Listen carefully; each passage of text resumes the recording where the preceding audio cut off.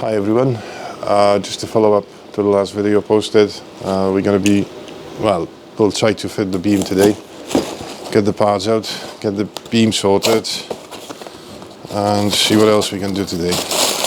Tie rods, bolts and clutch alignment tool, and there's a little package somewhere which I probably lost by now, which had the other two bolts for the top. Just compass. That's the heavy duty oil pressure relief valve. That's for the engine. That's for a different project. That's for a different project. Put it back where it was. That's the regulator for gas. You'll see why. And these are the spacers for the beam to go onto the frame, onto the chassis actually. We've got tie rod ends I've had from F&P because they still do them. I've installed both tie rod ends to the tie rods. Tie rods are brand new from Just Compass. The brand new bolts are there. These are actually rubbers that have to sit on top of you. You have to put them there. They're just spacers for when you install it. That's going to go against the body. So this is going over this way. This is going this side. I'm just going to loosely set it up where it should be, roughly. Right, it's the other one. Are they both going from the top?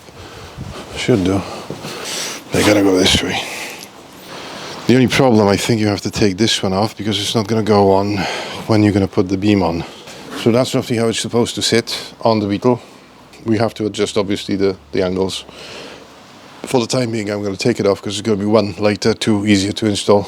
Once it's installed, we're going to get back at it, we're going to fit them back. But the roughly setup. We've got the Beetle on axle stands. We've got the beam in front of it. I'm going to put the beam onto the jack and we're going to run it underneath. It's going to be sitting on the head. This is the frame head. Don't know if you can see it. That's the frame head. We need to put that against that. Put those 4 bolts in and that's going to be sitting on that. I've just noticed the brake cylinder is gone from this one as well, so he was quite active stripping this Beetle. So we're going to put the beam back on it, then we're going to put some wheels back and we can have it rolling. Give us a sec. Okay, quick update. Beam's back on it. Well, not back on it because it was never on it, but beam's on it. We haven't got the bolts on the top because I forgot to take them. Sod's law. Tie rods are on. Not quite the way I wanted them, and that's the only way they would fit. Main thing though, we got to the stage where 1, it can sit on its own, 2, you can turn the thing.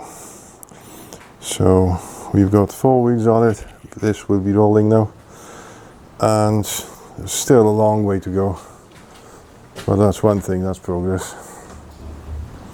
So now we need to sort out the brakes, put the engine back in this, and take it from there. Right, to finish it off, it is supported on its own suspension, it's not on axle stands or anything. The wheels will turn, as in you can turn them with a steering wheel, you can't turn them because the brakes are binding, because the beam's been standing for too long, but it's standing on its own wheels and we can work on it to shift it. We should be able to shift it after that, so we are getting somewhere.